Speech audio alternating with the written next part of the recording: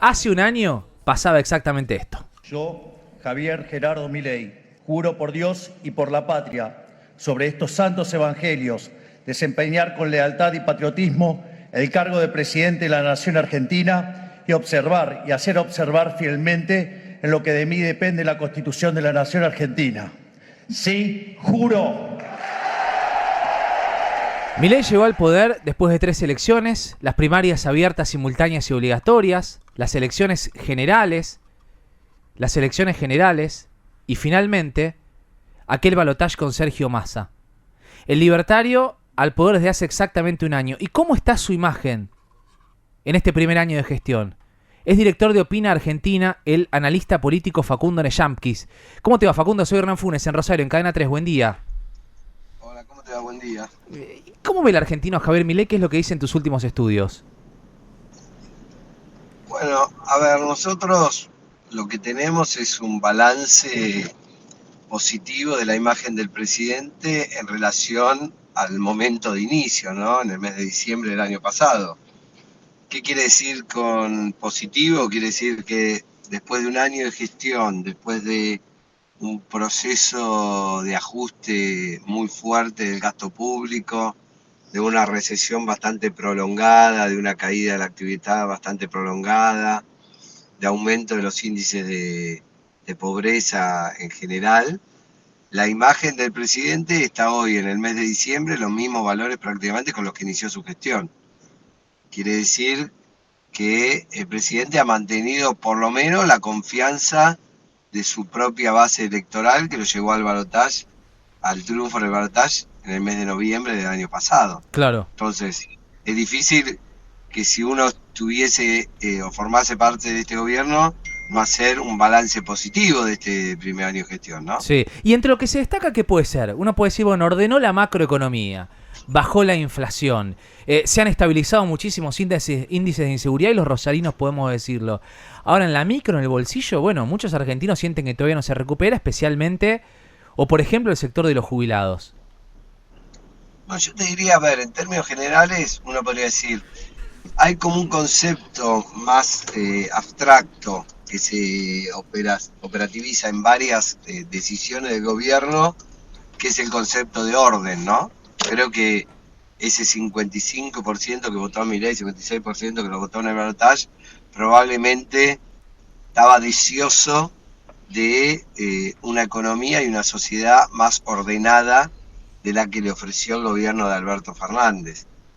Me parece que eso se expresa en 3 valores de este gobierno. Uno, obviamente como decís vos, cierto ordenamiento del gasto estatal, recortes de partidas presupuestarias y un descenso de la inflación, aún a pesar de una recesión muy fuerte y prolongada.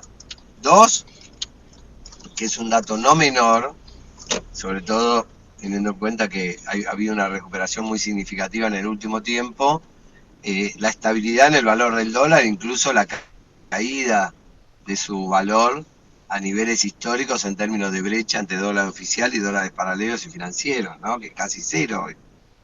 Y 3, la casi desaparición de la conflictividad en el espacio público, ¿no?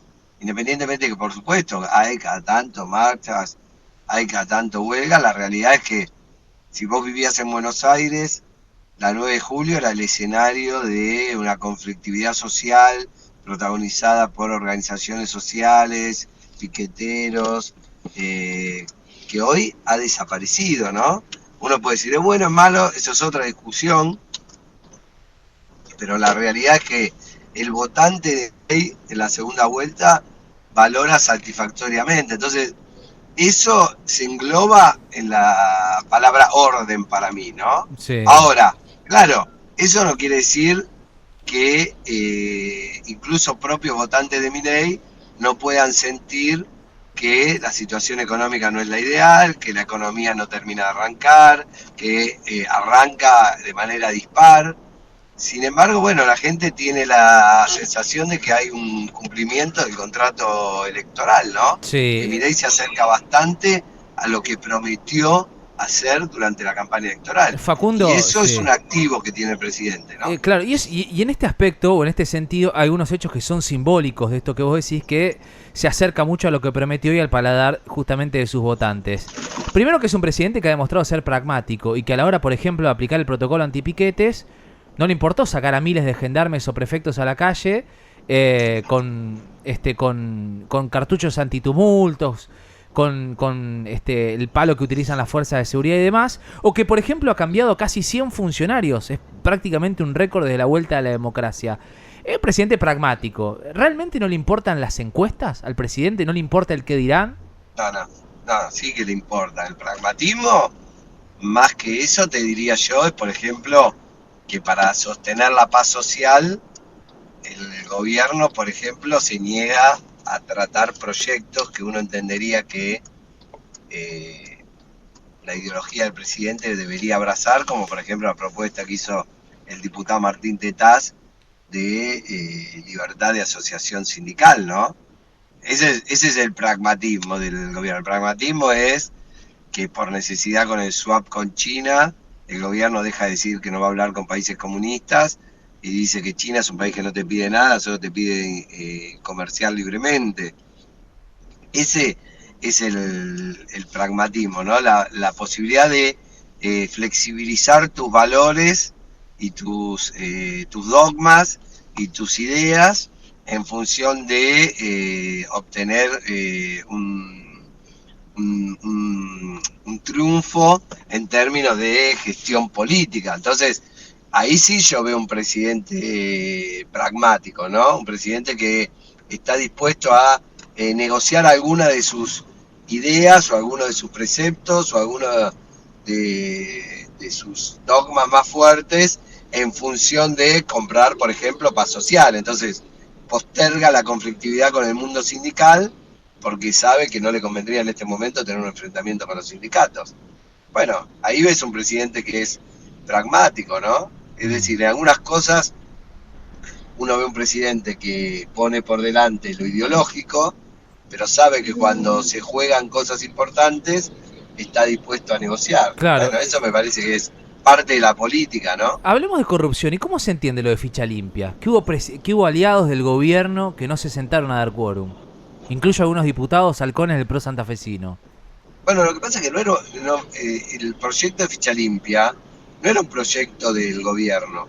A ver, por supuesto en algún momento sí, pero quiero decir, los que empujan en términos legislativos el proyecto de ficha limpia es el PRO, buscando desarrollar una especie de principio de revelación invertido, ¿no? Es decir, tratar de mostrar que el gobierno de alguna manera había negociado con el kirchnerismo algo y por lo tanto no estaba dispuesto a acompañar el proyecto de ficha limpia. Claro. ¿Por qué?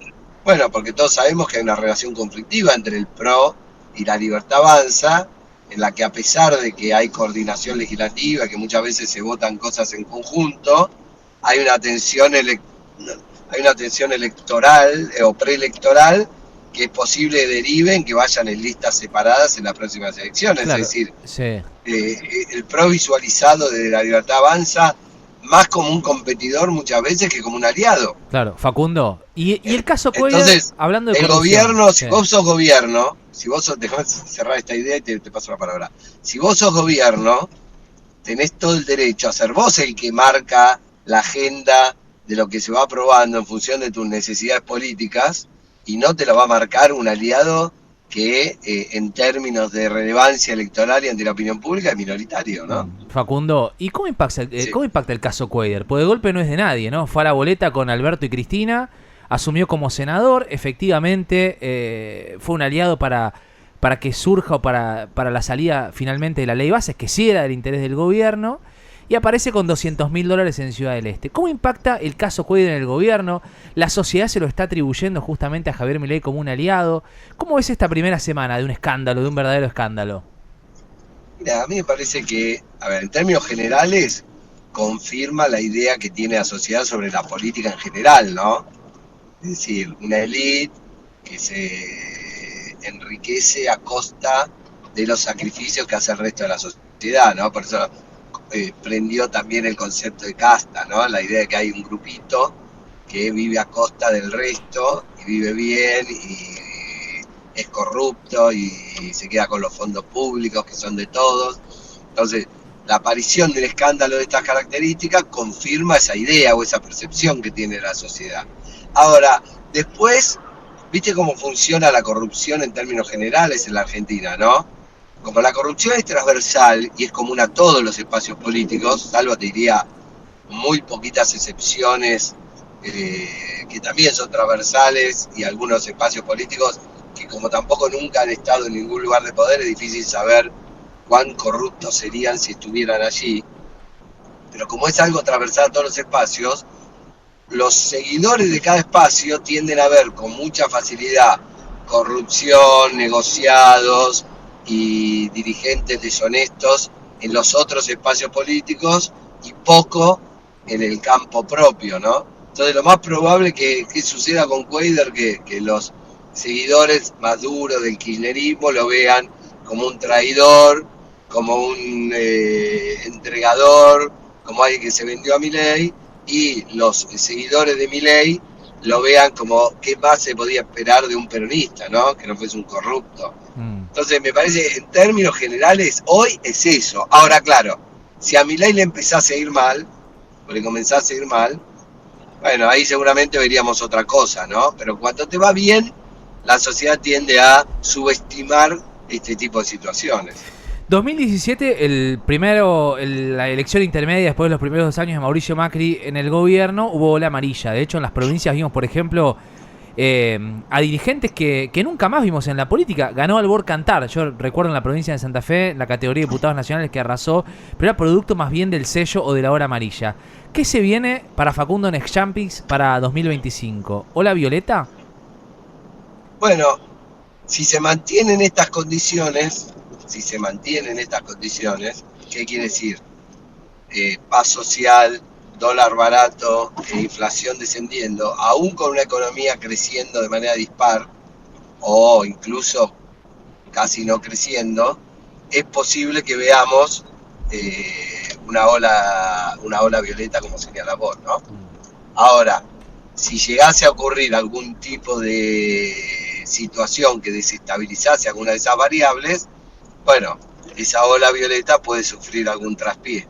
Eso no quiere decir que haya distritos donde todavía el peronismo es muy sólido y muy fuerte y donde puede haber una elección muy competitiva, por ejemplo, en la provincia de Buenos Aires, ¿no? Donde el peronismo es gobierno y probablemente presente una oferta muy competitiva y donde el gobierno o el oficialismo no tiene la elección ganada, ¿no? Tiene que ir a competir y es posible que el peronismo juegue una carta fuerte que es la de Cristina Fernández Kirchner. Entonces, yo te digo, en principio es esperable una muy buena performance del oficialismo en las elecciones. En principio, si todas las variables que hoy yo te mencioné que explican el crecimiento o esta imagen tan consolidada del gobierno se mantienen estables, pero la Argentina es un país muy dinámico. Recordá, vos hablaste del 2017, en octubre del 2017 parecía que había Macri para 20 años, Sí. En diciembre el proyecto de...